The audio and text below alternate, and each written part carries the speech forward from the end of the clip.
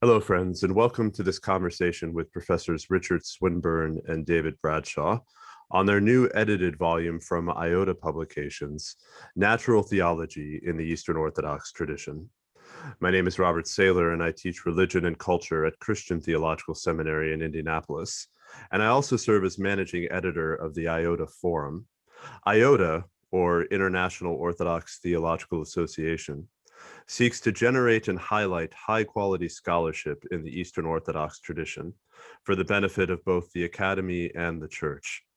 And I dare say that this first volume in Iota's new publishing imprint embodies that goal with aplomb.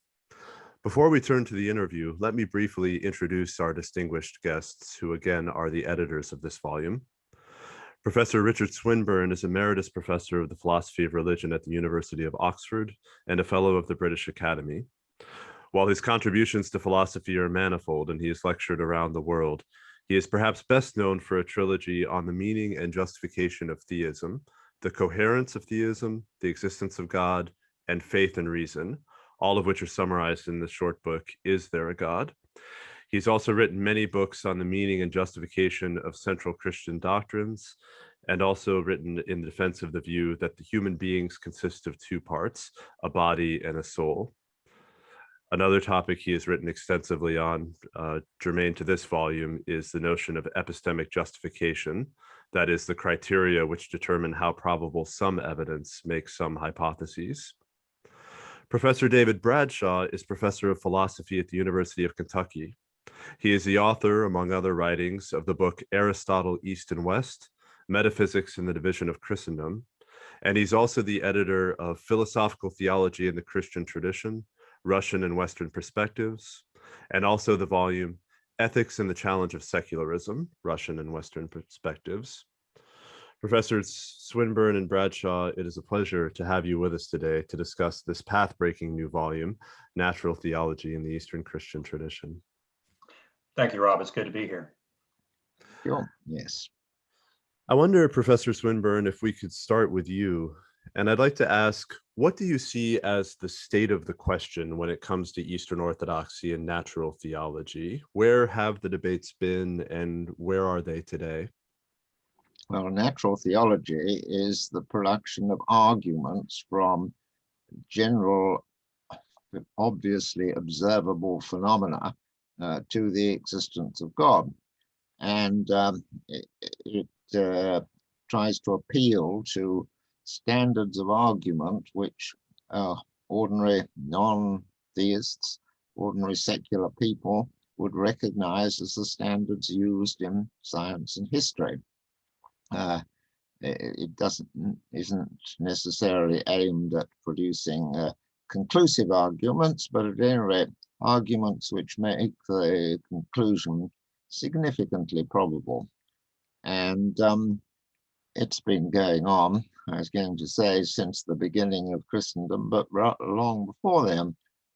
It's something that the Greeks did, Greek philosophers attempted to do, and also it is to be found in the Old Testament.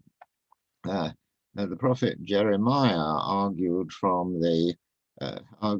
that from the regularity of the succession night, day, that this was a good that could only be provided by a truly reliable source who was responsible for the universe.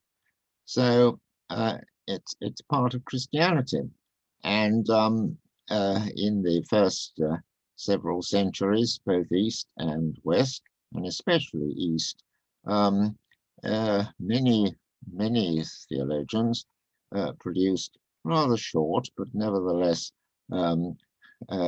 arguments which they thought were powerful and reasons why non-theists should believe that there is a God. And even, as David Bradshaw will tell you, even Gregory Palamas agreed that there were indeed such arguments.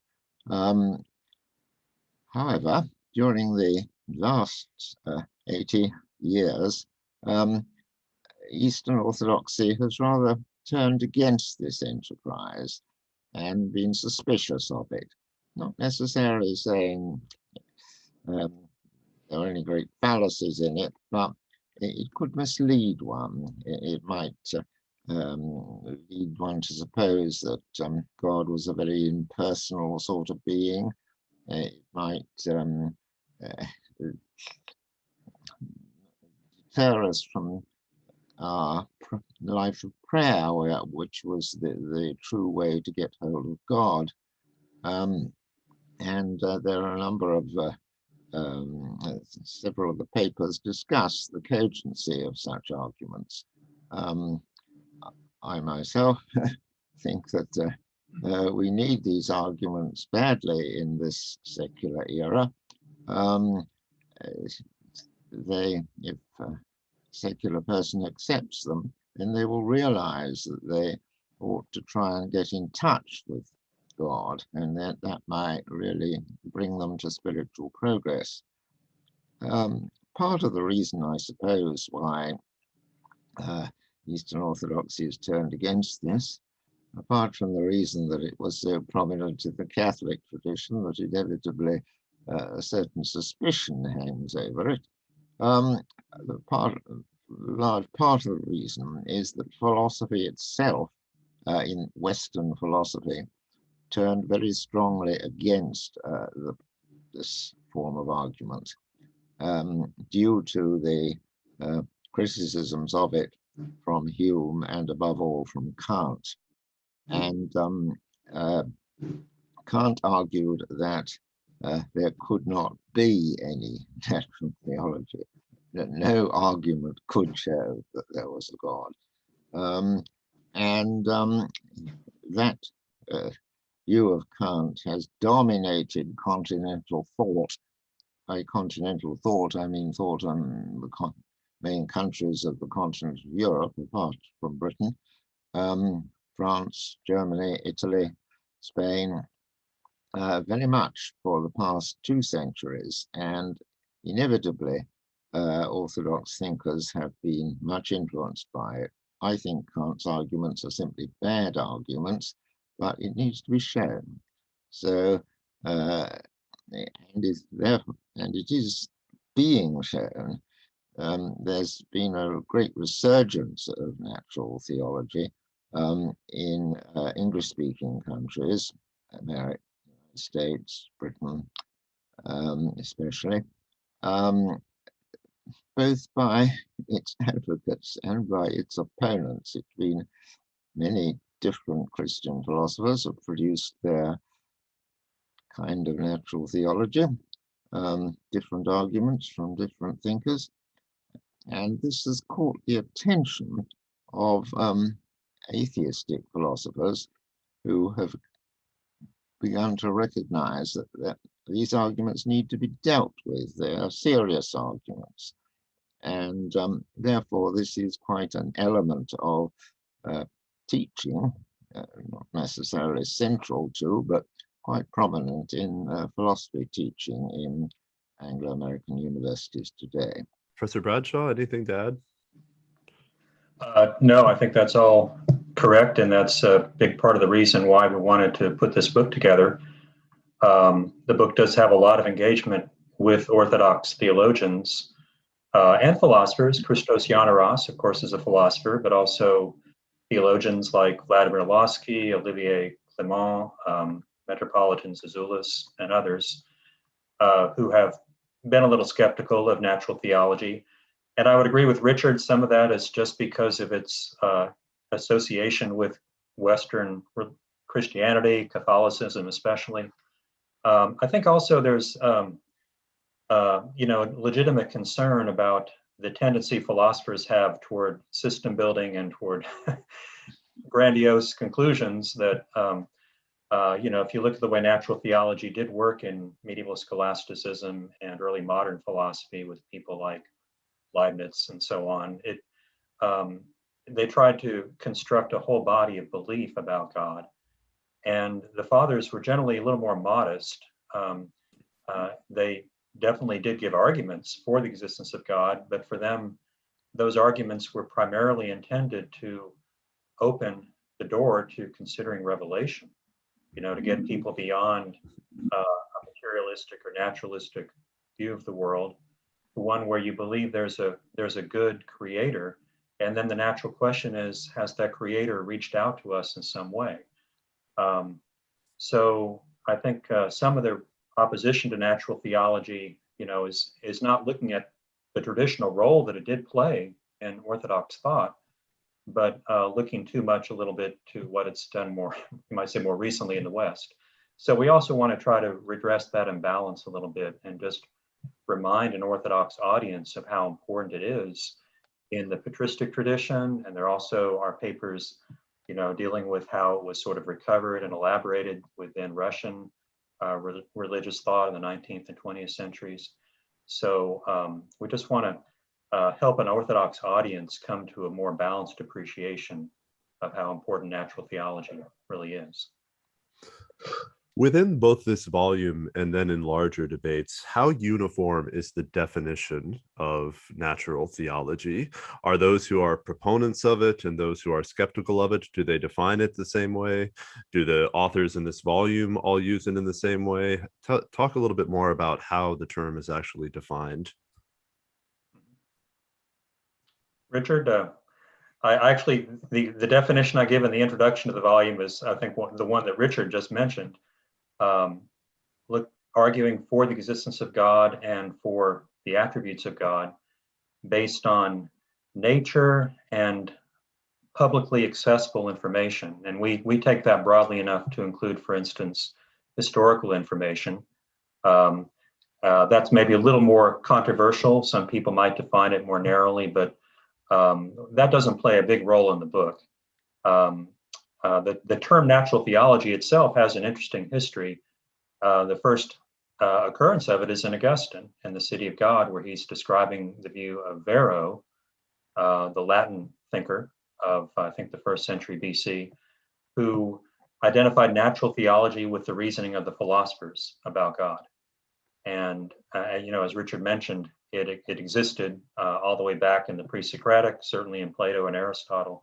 You find these sorts of arguments. So, there are a few disagreements, terminological disagreements about how broadly to construe natural theology, but that's, I think, not a major issue as far as I'm aware in these sorts of debates. Yes, it's usually been, and we've treated it in this book as arguments from very general observable features of the universe. When you try and bring in, as indeed I wish to, more detailed historical matters, such as the life of Christ, or rather, one must take one's starting points as whatever is generally agreed about the life of Christ. And if one uses that sort of starting point, it's in the past not really been called natural theology. But these days, a phrase has come into use, ramified natural theology, which means the extension of the starting point to include all sorts of historical details, and extension of the conclusion to include particular items of Christian doctrine. But this volume doesn't go into those issues. It's simply concerned with arguments to the existence of God, understood as the omnipotent, all-powerful, omniscient, all-knowing, perfectly good creator and sustainer of the universe. And that's something that would be agreed by to belong to God by Catholics, Orthodox, and Protestants. So I don't think there's really an orthodox as such natural theology, but there is an attitude to it, which is the Orthodox Church has had. This wasn't a matter of controversy in the first millennium of Christianity. And in my view, it's, as I was saying earlier, it's only in fairly recent years that this suspicion of natural theology has grown up in Orthodoxy. Even if I have exaggerated and it's gone back, it dates from much earlier, there seems to me no doubt whatever that, that the great theologians of the first millennium thought that this was a very proper form of reasoning and would help people to God. The first contribution to our volume by Alexei Fokin has a long catalogue of all sorts of different arguments used by different theologians, arguments from very general phenomena to the existence of God. And I think we need them badly in this generation. No theologian thought everybody ought to believe on the basis of these arguments, but they thought that some people ought to believe on the basis of these arguments, or rather, people who doubted the existence of God and were open to serious argument and respected reasoning, they could be led to take the existence of God seriously, to believe it probably was a God, and to make serious efforts to get in touch with him. I think I'd like to ask you to say a little more, Professor Swinburne and Professor Bradshaw, if you'd like to comment as well, to say more about why this line of thinking is valuable, as you say, in this generation, when it comes to both Orthodox theology and then the life of the Orthodox Church. Why make a case for this particular way of thinking being a part of the broader intellectual and spiritual landscape of the church? What does it bring? Well, I'll take a stab at that.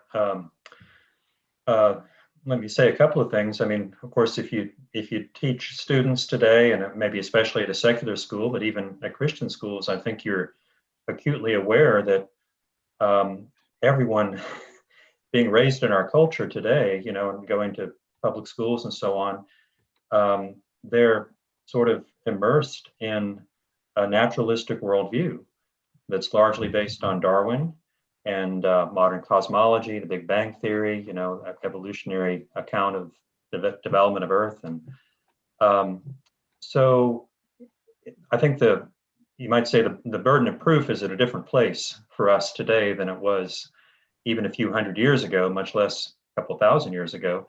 People start with the presumption of atheism. And the question is, how can you engage them, given that that's where they are? And so, the fathers, I think they faced that to some extent. Atheism wasn't as prevalent in the ancient world, but they were certainly materialists. And they said, well, we have to start then with nature, and let's look at the beauty, the order, the harmony of nature. Let's also look at humanity's place within nature, how the human mind is able to apprehend nature and seems to have something in it that's more than just a kind of a naturalistic phenomenon. It seems that we're somehow, we have that, what Scripture calls the image of God, the ability to reach out and to connect to reality as it truly is. And so that's important today, maybe more important than ever.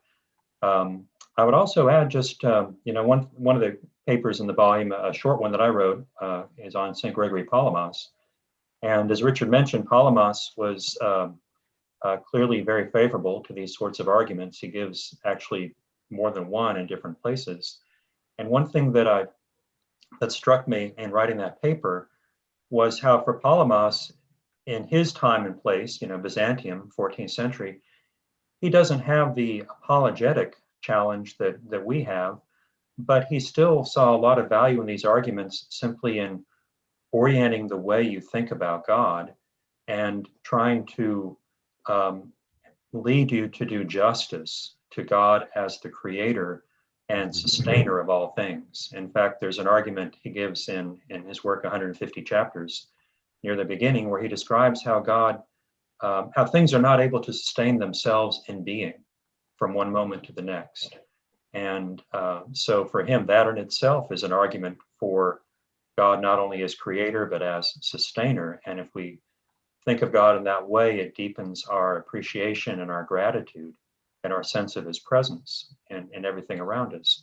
So there also, I think there's spiritual value in the way these arguments, and particularly, again, as an Orthodox, I think we look to the church fathers to give us guidance. And when we look at how they use these arguments, they, I think, see them that way as well.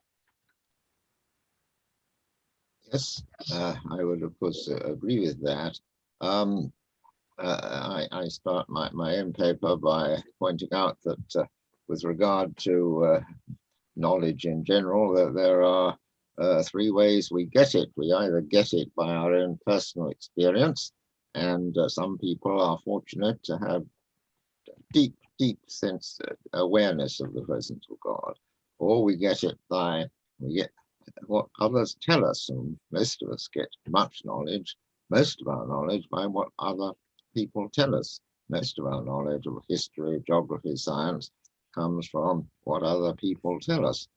But of course, these days, other people often tell us there is no God. And that, as David said, is a great difference between our situation and the situation faced by many of the writers of the first millennium, indeed the first millennium and a half. And the third way in which we learn about things is by working them out for ourselves. And this is something that I have devoted a lot of my time and energy to, trying to formulate the case for the existence of God on the basis of evidence which everyone can observe, such as, for example, we live in a regular world. If I let go of a ball, it will fall to the ground. If I let go of a ball another time, it will fall to the ground, and so on. Things that are so pervasive that we don't notice them. But of course, by chance, one wouldn't expect such a thing. And so the argument takes off.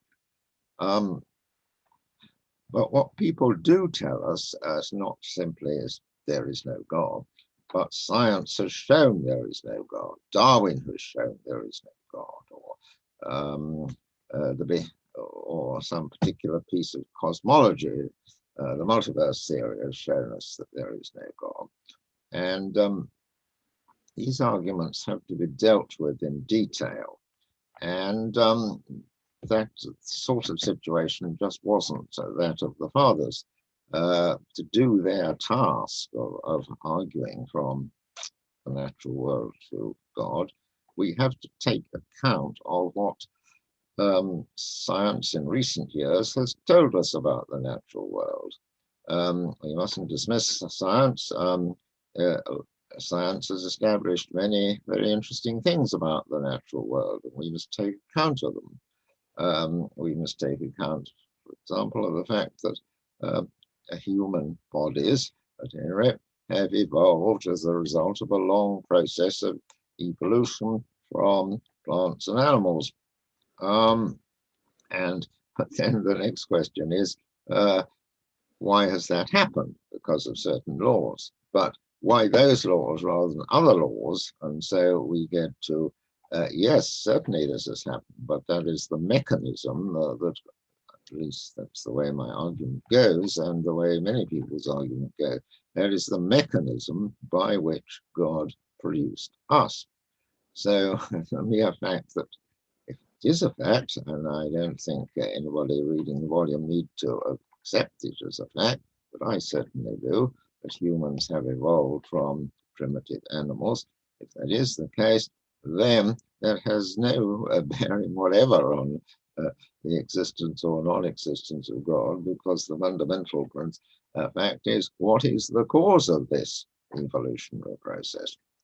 And it's important to take into account, and we could talk about this in detail if you want, of the latest discoveries of cosmology, such as our universe might not be the only one. Maybe there are other universes, and many, but not all by any means. Many physicists believe that there's a multiverse, that is to say, our universe is one of many others.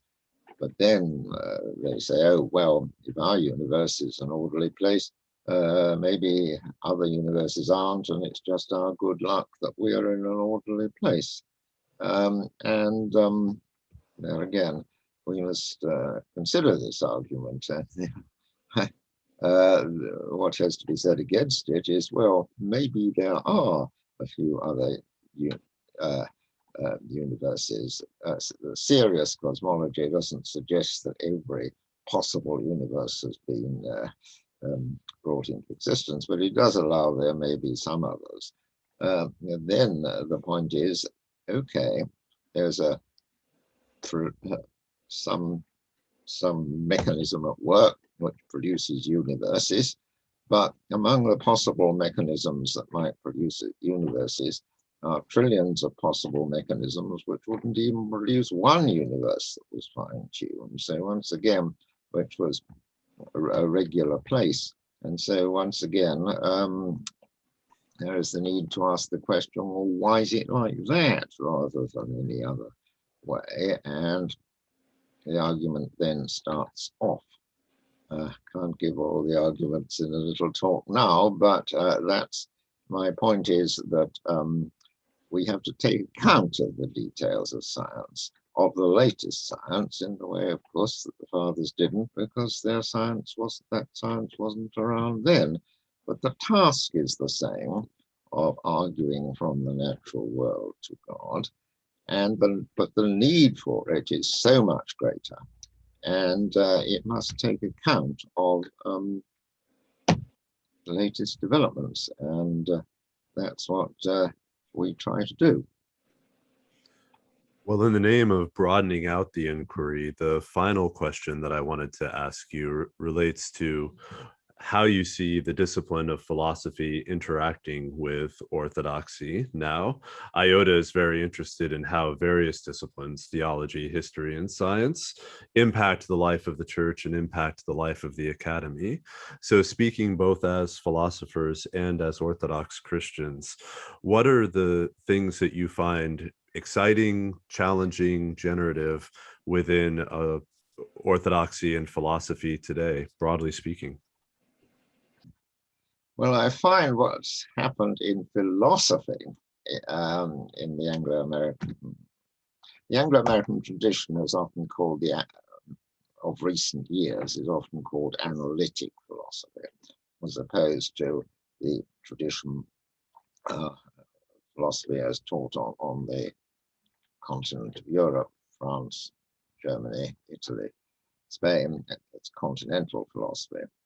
And analytic philosophy has gone through some strange stages, but the present way in which it approaches problems is by seeking a general account of what there is in the world and how it works, that is to say, a metaphysics, something that explains physics and everything else, and a well-justified metaphysics, metaphysics based on argument normally of a kind that takes off from science. That is to say, the construction of rigorous arguments for very wide accounts of what we are made of, where we're going, what's right and wrong, and so on. Now, this way in which analytic philosophy has developed, I regard as a very good thing, because clearly in itself, but clearly from the point of view of Christians, whether or not there's a God comes in as a serious question needing debate. When I was young, it was not regarded as a serious question needing debate. It was, oh, well, philosophy doesn't deal with that sort of thing, which anyway, there's no reason to believe. And that was the end of the story.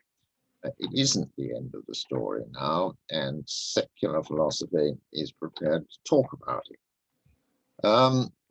As regards the Orthodox Church, well, analytic philosophy developed in non-Orthodox countries, and many Orthodox countries, of course, until recent years, were within the Soviet Empire. Not all of them, of course, but many of them, and others were very greatly influenced by the continental tradition. The continental tradition of philosophy dates from Kant, and it includes such great figures as Hegel and Schopenhauer and Nietzsche and modern French thinkers like Sartre and so on. And it's difficult for me to describe that kind of philosophy without sounding a bit dismissive, which I don't wish to do. Clearly, these were, in a rather different way from analytic philosophers, great thinkers, and in the sense that they described positions in an interesting way, and but they didn't give very rigorous arguments for them, and they didn't give arguments which were at all sensitive to science.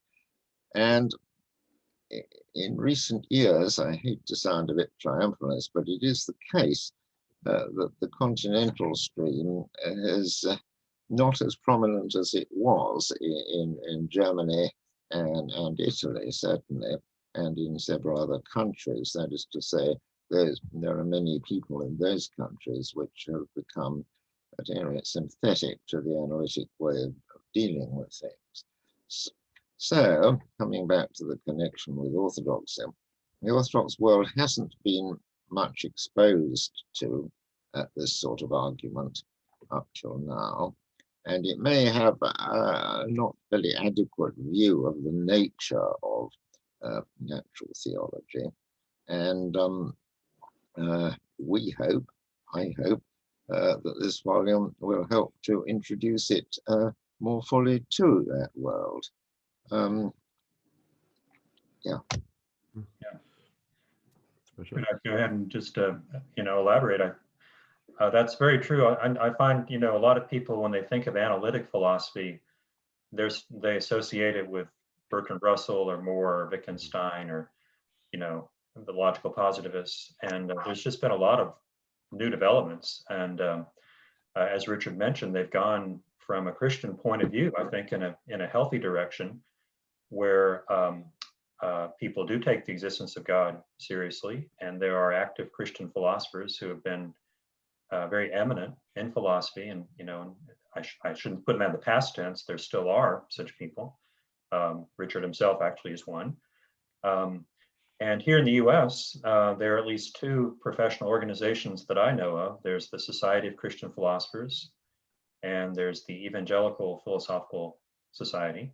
And each one publishes its own journal, Faith and Philosophy for the Society of Christian Philosophers, and then a journal called Philosophia Christi for the EPS.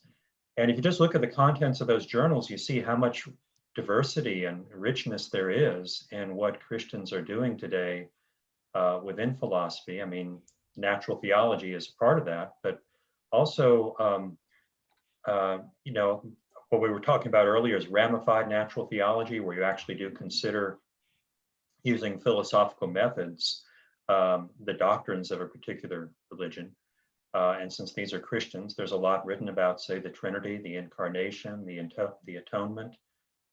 What can philosophy contribute to thinking about those? And even among non-Orthodox, most people who approach those topics keep a pretty close eye on conciliar teaching and patristic teaching, and they're not always necessarily large O Orthodox in their approach, but they at least take those seriously and give rigorous philosophical analyses of say, the Nicene teaching on the Trinity.